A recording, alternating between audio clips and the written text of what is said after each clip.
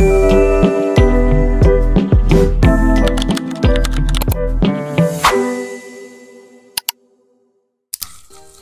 guys!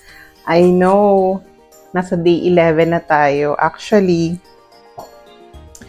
medyo sit-down vlog lang tayo today kasi nga sobrang hectic guys. Lilipad na ako by tomorrow, so hindi ko pa na-edit yung isang vlog.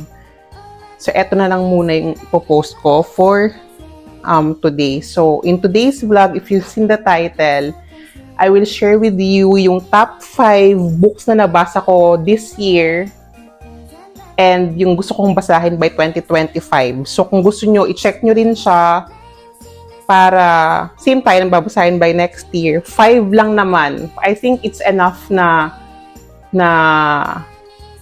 mag-promise ka to read yung 5 na books kasi more than that, minsan hindi mo na na-achieve. Yun lang yung based sa experience ko kasi parang sabi ko, every month, kailangan may mabasa akong isa. Pero sometimes, busy ka and you don't have much time nga magbasa ng book. So, first off is eto. Binasa ko na siya before nung college ako. For sure, familiar kayong lahat sa The Alchemist. Very famous by Paulo Coelho. Binasa ko na siya nung college, pero binabasa ko siya ulit now. So, eto yung dadalhin ko pauwi ng Pinas at babasahin ko doon during my vacation. So, parang feeling ko kasi nag-iiba yung perspective mo pag binasa mo siya at a different age or different moment in your life, parang nag-iiba yung perspective mo and yung the way mo i-imagine or basahin or intindihin yung book. So, kaya binabasa ko siya ulit. And then, yung mga nabasa ko naman at gusto kong i-recommend sa inyo is first, syempre, is yung Ikigai. Discover the Japanese secret to a long and happy life with this book. Maganda siya, guys. I don't know, for me nagustuhan ko siya.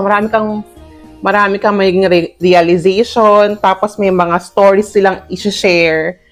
Ayun, basta basahin niyo siya, guys. Kasi yung Ikigai, 'di ba, consists siya ng 4, like yung passion, yung mission, profession, and vocation. So what you love, what the world needs, what you can be paid for, and what you're good at. Parang nagko-compromise siya lahat to achieve yung long and happy life. Parang lahat kailangan balance or basta kailangan mong ma-achieve yun. Basta kailangan nyo itong basahin. Parang for me, okay siyang basahin siguro in the beginning of the year. I don't know if there is one book na kailangan yung basahin to start 2025, I feel like eto yun. Or, etong Atomic Habits. Medyo mas makapal nga lang to. So, kung gusto niyo nang mas mabilis mabasa, etong Ikigai, mas okay siyang i-start. Tapos, pwede niyong i-next tong Atomic Habits. So, itong Atomic Habits naman, okay rin talaga siyang basahin, I think, in the beginning of the first quarter of the year. Kasi dun mo i-build yung habits na gusto mo by 2025, kung ano yung mga gusto mong i-start na habit, kung ano yung mga changes na gusto mong gawin sa mga daily habits mo. Kasi everything starts with small habits. Kaya ang Atomic Habits, parang nagbi-build up siya from small habits. Pwede mo siyang simulan. Like, eto nga, pagbabasa ng book, parang feeling ko, pwede mo siyang isang example as an atomic habit. Ibig sabihin, hindi mo naman kailangan magbasa ng isang upuan lang. Pwede mo siyang ipasok as an atomic habit. For example, magpa-promise ka na daily you will read 10 pages of this book. That is an example of an atomic habit. O kaya, I will walk 30 minutes after office outside. Pwede mo siyang i-add as an atomic habit. So, I think okay yun. Okay tong basahin at the start of the first quarter of 2025. Yan. Marami naman akong na-build na atomic habits, although I think kailangan ko pang gawing mas okay or mas effective by 2025. So, yun. So, etong dalawang to, pili na lang kayo guys kung anong gusto nyong simulan.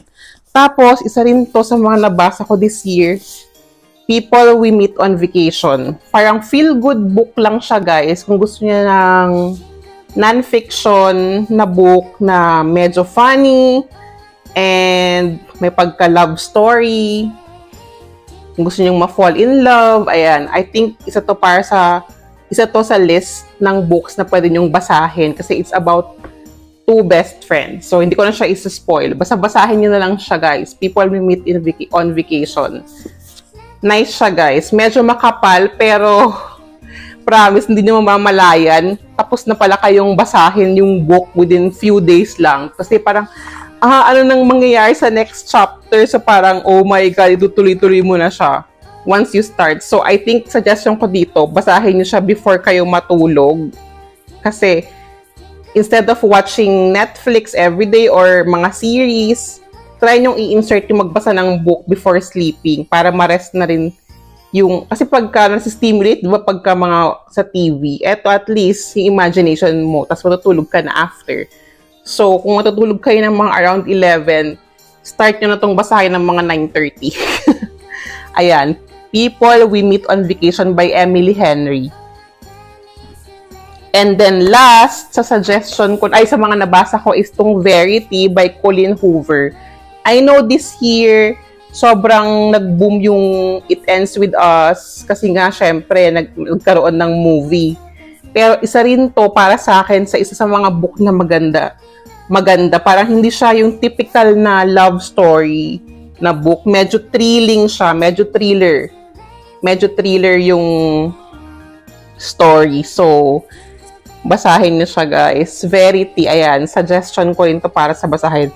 Aside sa dalawa, pareho silang non-fiction. And syempre, eto din namang Alchemist is non-fiction din. So, yan. Eto yung 5 books na i-recommend kong basahin nyo. 5 books na nabasa ko this 2025 at i-recommend ko para sa inyo. Gusto nyo mag-isip ng books na gusto nyong basahin for 2025. I think eto yung mga para sa akin, nasuggest ko for you guys. Ayan. Tapos, yun namang gusto kong basahin na hindi ko pa nababasa, of course, is number 1, insert ko na lang yung picture dito kasi wala pa akong book nun. So, yung mga gusto magregalo sa akin this Christmas, guys, alam nyo na, pwede nyung ilista to. Joke. Pero first is The Housemaid. Gusto ko siyang basahin. I've heard lots of good stories and reviews about this book. So, gusto ko siyang basahin, The Housemaid. Number 2 is Hot Mess. I think it's sa top best-selling books ng 2024. So, gusto ko rin niyang basahin. Third is The Seven Husbands of Evelyn Hugo. I think matagal na siyang famous, pero hindi ko pa siya nababasa kasi nakita ko siya before sa bookstore, pero sobrang kapal. Inisip ko, matatapos ko ba to? Pero this time, parang sobrang curious na ako. Gusto ko na talaga siyang basahin. Number 4 is The Boyfriend. Isa rin siya sa top best-selling books ng 2024. So, I think okay din yung reviews na nakita ko, kaya gusto ko rin siyang basahin. And then, lastly is The Fourth Wing. Yes, halos lahat nakabasa na yata ng The Fourth Wing. Comment nga kayo, guys, kung nabasa nyo na rin. So, isa yan sa mga books na kailangan ko nang basahin by 2025. So, yeah. Yun lang, guys. And kung meron kayong mga book recommendation, guys, comment down below kung ano yun para naman ma-share, matry ko ring basahin or i-check ko din kung okay siyang basahin. And yeah, that's it for this Vlogmas. And see you on the next vlog, guys. Bye!